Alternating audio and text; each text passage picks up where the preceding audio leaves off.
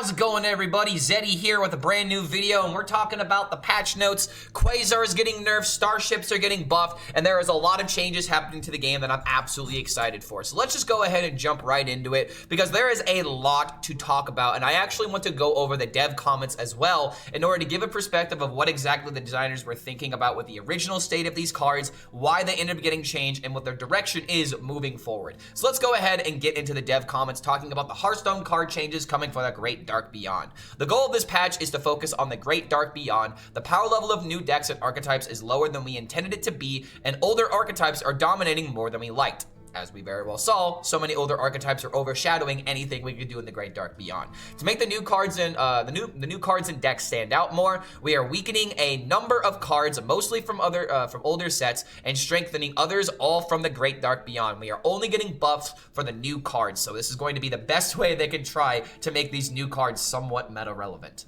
Our long-term ambition is the overall power level of the game to be closer to the Great Dark Beyond than the power level of the sets before it. But we think that some buffs are warranted and needed to hit our immediate goal, encouraging exploration in the Great Dark Beyond. Between balancing our immediate and long-term goals plus the sheer number of card changes this patch, we expect there to be some level of follow-up adjustments that we plan to work on the next balance patch window after we see how these changes affect the meta coming before the winter break. And I have to say, one thing that's really annoying to me as a player is how frequently the meta changes, because unfortunately for me, every single time someone's like, is this card worth crafting, is this deck worth playing, I always have to be like, yeah, until the patch in the next 2 weeks. So I really wish that we didn't need these constant balance patch windows, but it is good that they're able to do it in case there is a problem. But I want a little bit less nerfs. I want there to be less necessity for nerfs, is more so where I'm coming from. But continuing on, in deciding which cards to bring down in power, we looked at 3 major categories: overly performing cards and archetypes from older expansions, 2 cards that led to frustrating experiences if not overly powerful, and 3 cards that were overly hostile to new expansion cards and in mechanics like the Starships. For example, RENO is getting a complete rework, and I could not be happier. Rip BOZO, rip RENO, 3rd time it's been nerfed. I don't think it's enough. I still think you just should have rotated them out of the standard set. But the reason why they won't do that is because Highlander decks do need their support card, and if you rotate RENO, there is no reason to play the archetype Highlander whatsoever. Even in Shaman, Demon Hunter, Paladin, maybe Druid could get away with it, but they would just not have a reason to play RENO. And even with that, they are still hitting RENO to where if your deck started with no duplicates, empty the board, limit the space to 1, not there anymore. Battle Cry, if your deck started with no duplicates, remove all enemy minions from the game. And you want to know the best part about this? RENO has been a polarizing card since its release. He's a necessarily strong payoff to singleton decks, which many players really enjoy. But playing against him can be really frustrating, especially if you watch twitch.tv/Clark HELLSCREAM, especially his next turn board limitation. And we don't make this change lightly, but we felt like RENO was due for an update to no longer hit non-minions, dormant minions, etc., so we could give Starships an extra chance to fly. Sarg, I am so sorry it took this long to happen, but portals, dormant minions, things that aren't supposed to be interactable, like Starships that haven't been launched, for example, RENO no longer gets rid of them, and that is why the key word, remove all enemy minions from the game, is...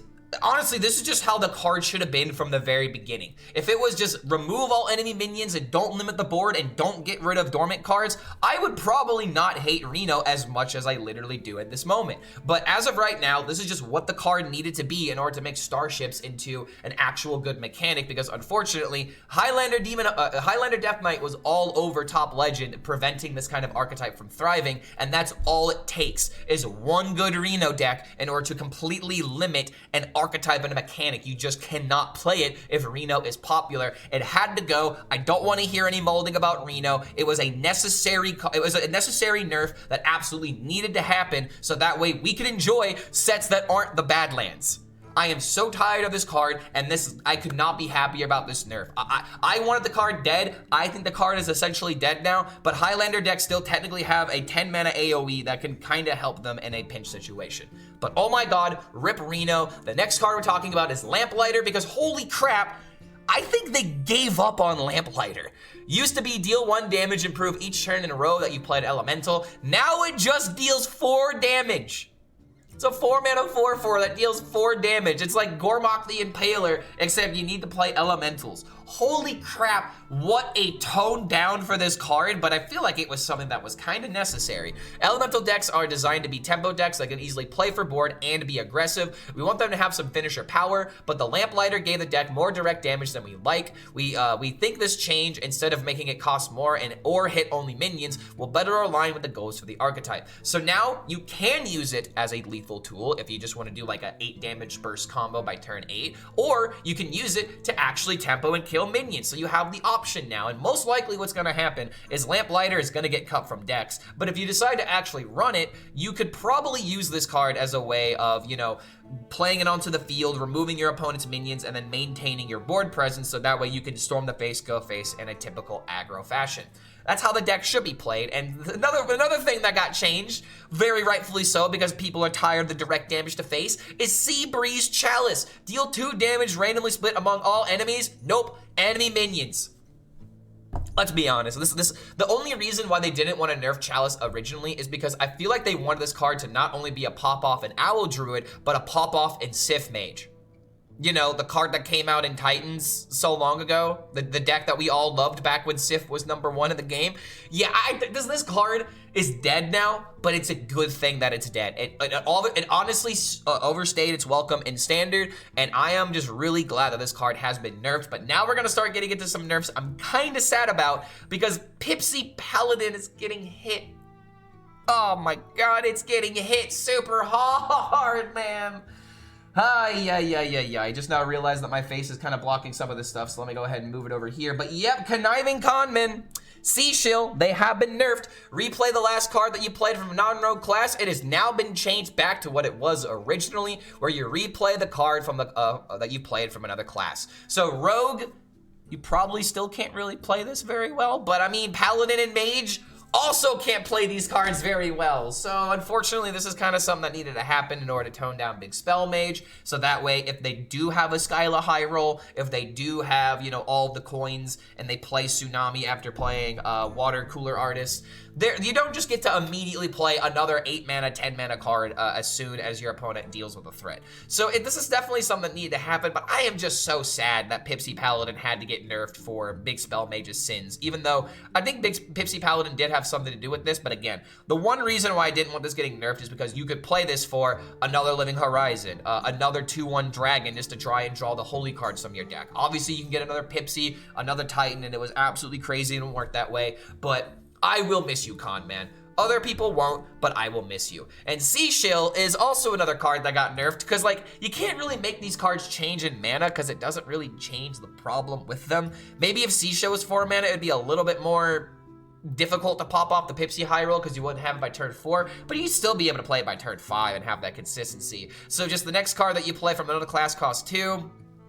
It's just the way that it needs to be, because unfortunately, some of these archetypes were just way too good. Now, I do believe that Pipsy Paladin still has a way of being meta relevant, and we'll try to find out the perfect list as we progress through, but my focus is on Starships. And one thing that's been driving me crazy is Sleep Under the Stars being 7 mana, it's now 8 mana. This card always comes out for 0 mana in Owl Druid, and I am sick of it. It is a good card, but I feel like a lot of people want the refresh to be 2 mana instead, so it's just, it needed to happen. Sleep Under the Stars is the card that just, I feel like for Druid and for Warrior, it's just such a good card, and they also have mana ramp, so this going to 8 actually feels like it's going to be coming down on the turn that it was originally designed for. And now we gotta talk about Quasar. The designers are apologizing, and I honestly love this kind of transparency from them, because this really shows what they were trying to do with the card, and they are literally admitting that it did not hit where they wanted it to be. So yeah, our bad. Every expansion, we like to make a few dreamy cards that get our players thinking about how far they can push the game. These cards aren't supposed to be the most competitively viable.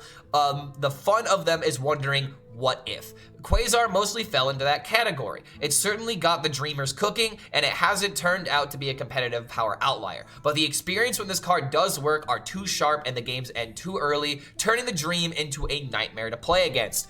This is just the perfect way to explain Quasar. And the thing that's really sad about this change is that I actually did play a Quasar Starship Rogue that there are some videos on if you want to check the channel out, but oh my god, that was by far the most fun Hearthstone games that I have actually had in this update, was playing Quasar Starship Rogue, even though it was probably the worst performing deck that I had. But the issue with Quasar, no one did anything fun with this card. I swear to God, it must have been me and maybe Jiminator as literally the only people that were trying to do something different with Quasar that wasn't just do a full-on OTK by turn 5, turn 6. So it's really sad that Quasar could have been like a really fun archetype, depending on how people build the deck, but everyone was just so hell-bent on turning this into the next degenerate OTK because it was legitimately one of the only ways to really make Quasar work. At 8 mana, this card is effectively just dead unless maybe you could do something with Robocaller to draw it guaranteed and maybe play it by turn 6 and then immediately, there's just so much to jump through to where like at 7 mana, it probably wouldn't have really changed how the deck performs because you could still prep it out, but now at 8 mana, this card is getting nerfed because prep exists, let's be honest, and I am kind of sad about that, but Quasar was a card that definitely needed to be nerfed because nobody else besides me was really trying to make this card fun. And speaking of fun, Everything Must Go is now 9 mana. There's one simple reason why this is 9 mana. It's not to make it be like, oh man, now I have to draw one more card in order to get the high roll. It's just because of how this works with Robocaller. When you Shadow Step Robocaller, it automatically draws 8 drops, and having this guaranteed every single time was just way too consistent. The amount of times this would come out in turn 3, turn 4, it didn't feel like a high roll, it just felt like something the deck would usually do every other game, if not every single game. So Everything Must Go literally needed to be nerfed because of how it worked with Robocaller, and Robocaller I don't think really needs a nerf, but maybe it's still a good card. We'll have to find out in the future. And now we're gonna get some nerfs that I don't necessarily agree with, but I feel like they're doing this in order to curb back some of the power level of the Shaman decks. So Molten Magma is now not hitting face, it just deals damage to minions. I don't really know why the face damage was really that important, but I guess the idea of playing one mana spell damage into Molten Magma to deal a bunch of damage into draw a bunch more damage from your deck. They were probably thinking, let's just tone it down a little bit because the deck's not a problem now, but it could be a problem later. And I just find it funny that these drinks are getting nerfed the way that they are, dude. Because like this is a fine card in my opinion, but Shaman has a lot of spell damage and a lot of damage that it just compounds. So I guess I understand why they nerfed this, but it just feels like a card that I wasn't expecting people to be complaining about, but I guess it's a good change. Next up is Wave of Nostalgia. This just makes sense because the idea of getting scammed by turn 5 against the Starship decks, for example, that don't have a lot of minion pressure in the early games. Shaman has been absolutely eating everything because the idea that people are playing is slow decks. They're playing slower decks or they're playing aggro, and Shaman can actually deal with most of those decks very effectively. Then this is how it actually scammed out the slower decks to where Wave of Nostalgia just going up by 1 mana. This is kind of another example of like how Quasar was like a fun card, right? This is like another fun card where it's like, haha, you can get some legendaries from the past, but it ends up just turning your 1/1s into 8/8s, so it just kind of cheats a bunch of stats out of nowhere. And if you don't have a brawl, it's pretty much game over. So Wave of Nostalgia going to 6, I can totally understand, even though some people may feel like this is kind of an unfair hit, but this just makes sense, so that way you don't just have, you know, you don't just have like pirates that are turning into legendaries as early as turn 4, turn 5. I'm all for this change. And now Threads of Despair is going to 3 mana, which I find really funny, to be honest. I find this personally really hilarious, because now this card's been nerfed twice, and it originally was 1 mana. It's a powerful AoE for 1 mana, dude. I can't believe this card didn't. I can't believe this card actually posted and hit the updates as 1 mana. Now it's 3 mana, and it's still a good card. You're still gonna run 2 copies of these in most of your DK decks, especially in a deck where you need early game removal. But oh my god, Threads of Despair, it's still a good card even at 3 mana. And now we have a Rezka. Oh boy. Rezka is a nerf that kind of needed to happen, but I really don't think it's going to impact the card all too much, because 0 mana is still going to be 0 mana in a lot of circumstances. I would argue that this change really only changes Rezka in the slower DKs that don't have a lot of early game pressure with their minions, and if you miss like your mining casualties turns, it really feels like Rezka is going to be actually costing mana more times than not. But I feel like the change that a lot of people wanted was the minion to cost 1 less for each friendly minion that died this game, not each and every single minion. But I think at 25 mana and the fact that aggro decks really don't want to slot Rezka unless they run Death Rattle support, and control decks having this card slowed down a little bit, I think it can matter. The only question is, how can I play Holy Wrath in this deck now? Because I think that'd be really funny to deal 25 with DK. And now we have to talk about one nerf that is going to be a little controversial, especially in my chat. My chat, when we were talking about Funnel Cake, we knew this was gonna happen. 2-mana Funnel Cake, Pip doesn't work with it anymore. You have Love Everlasting to make this 0 mana, but Love Everlasting isn't a good card really in Priest, so you can't really use that as a default. Oh, hey, the card still costs 0 mana. It's a 2-mana card. And it's like, the thing that really sucks about this is that the reason why this card was getting hit is I don't think it was for a Priest. It was for Owl Druid. So I feel like what should have happened is that you just change this card to restore 3 health to friendly minions and its neighbors, so that way you don't have to use this against your opponent's board in order to gain a bunch of mana as you're doing a bunch of Owl Druid stuff. I feel like this Funnel Cake nerf is actually a complete miss on what makes this card problematic, because unfortunately, Priest needed this card to be 1 mana to not only work with Pip, but to also give it its combos with Clergy and whatnot. And Priest has really been struggling. You guys just killed one of their best cards, and like, why even play Priest now? The 3-mana 2/4 that gains health based on how many minions that you overhealed, or gains health based on how much you overhealed. Arcanite or Anchorite, however you pronounce it, is just a much worse card now. Like, I just don't understand how Priest is supposed to be a playable class when this class keeps getting nerfed for the sins of other decks and other archetypes. If you're a Priest player, I really feel for you right now, because Funnel Cake really was the glue that kept everything together. It was the food that kept people eating out of Priest's hand, and now the Funnel Cake has, well, is gone bad now. The whipped cream is just bad. The strawberries are spoiled, and well, there might be a little bit of mold on the actual cake itself, dude. It's just a really sad day if you're a Priest player. And honestly, one other nerf that I feel like didn't really need to happen, but I kind of understand why they did it, is Mystery Egg. Mystery Egg now only discounts by 3 instead of discounting by 4, and I feel like the only reason why they did this is because they thought Egg Hunter would be really good after nerfing the decks that they did. And honestly, some of my chat was like, you know what, yes, I want this card to be reduced by 2 instead of reduced by 4 or reduced by 3, and I'm like, you guys are a little bit much on that. I like Mystery Egg. I like that it gives me a reason to play my big beasts like my King Plush, which you guys never ever will shit talk, right? You will never ever talk bad about the King Plush. It's literally impossible. And now he's gonna have to be in my hand for the rest of this video as I pet him like a menacing villain petting a cat. But yeah, Mystery Egg, it makes sense why they nerfed this, because it is a card that absolutely I think would have dominated the ladder, and I don't think that they want to make this card 5 mana because it makes it really bad. So yeah, Mystery Egg being 3 mana less, you could still get 6 mana King Plushes, and it works very effectively. Coming up next, we have some of the wild changes, which is literally just Order in the Court.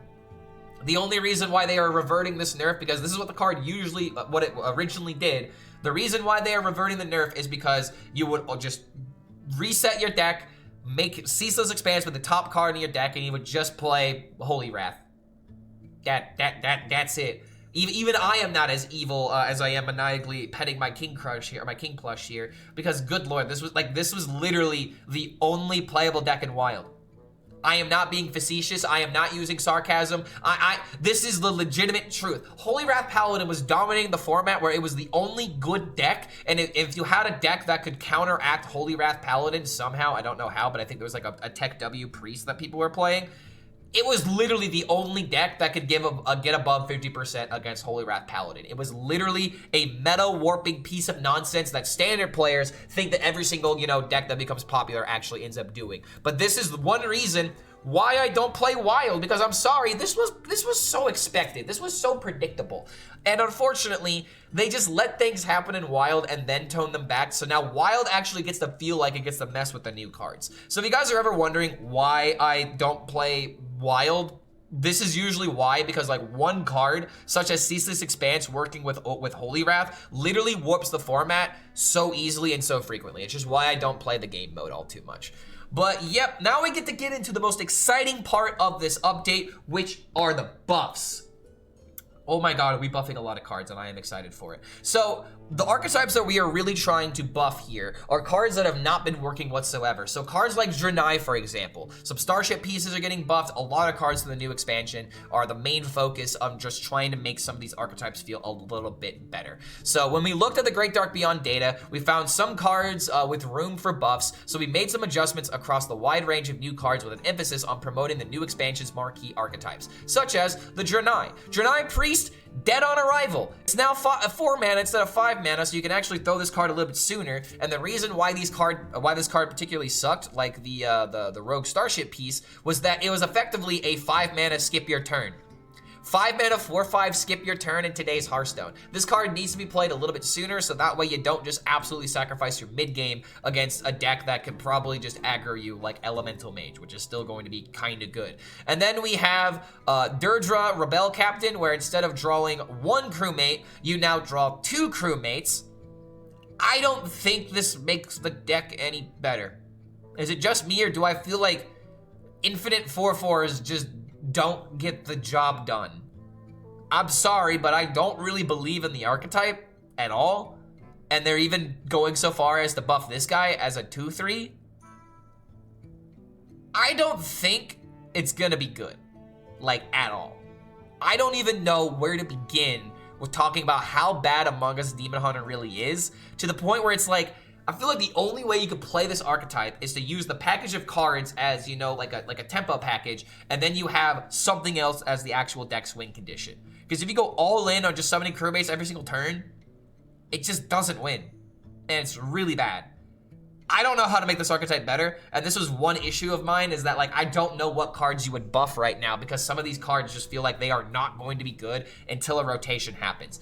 Demon Hunter players, you're pretty much playing around a Starship Demon Hunter until the update happens if you want a good Demon Hunter deck, in my personal opinion.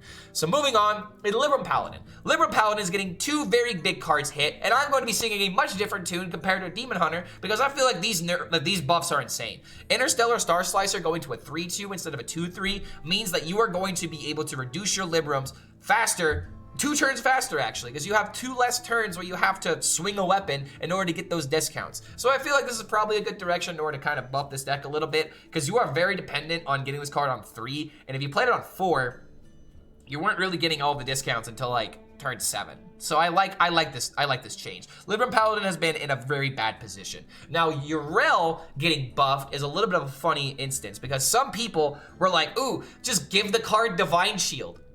Well, what if you want the card dead? What if you want the Librams immediately, so that way you can get the value from the Librams that she gives you? Because she gives you the Libram of Hope, which heals your face for 8, or heals a minion for 8, and summons an 8/8 with Divine Shield and Taunt. You have the Libram that makes all enemy minions cost 1 and giving you a 1/4 weapon. And then you have Libram of Wisdom, which is the +1/+1 that gets added to your hand after you play it. So these cards are like, sometimes like Libram of Wisdom is a card that you want to get immediately, so you can start like that chain of just like buffing a card, trading, buffing a card, trading, depending if you've had your Interstellar Star Slicer value. And the cool thing to point out about this is that you can play this on 3, kill it, so that way the weapon is dead. You're discounting your Librams by 2, so that way you can play your Yrel and you immediately have that Libram of Wisdom. May not sound like that much, but just having that value every single turn in order to start like pumping up like your Lady Liadrin, for example, I feel like this is going to be something that actually gives Libram Paladin a decent boost, because this is an archetype that I thought should have been good from the beginning, but unfortunately, it's just a little bit too slow. So hopefully this will kind of buff it up a little bit to make it a little bit faster to compete with the decks that we are seeing. Fire Thrusters, Shatari Cloakfield, they're getting a 1 HP buff. Cool. Doesn't really change how problematic Warlock is at the moment. Doesn't really change how utterly unplayable Starship Druid is. But the one thing that I will say about this buff, the Warlock buff is meaningless.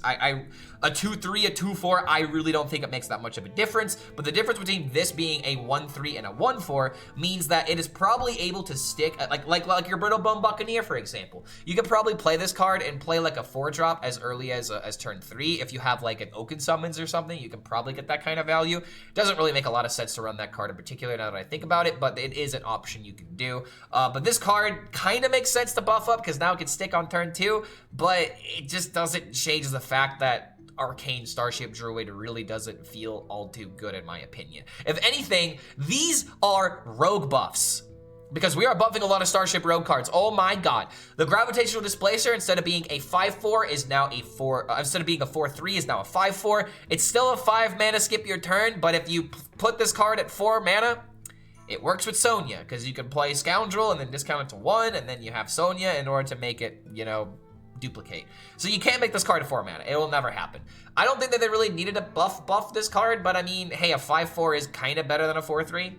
At least it feels a little bit better, but it's still a card that is skipping your turn. But for what this deck does, it does make sense why you need that turn skipped. Because, oh my god, when you pop off with Starship Rogue, if you've been watching my stream recently, you know how much we love this deck. Starship Schematic, another card getting buffed for Rogue.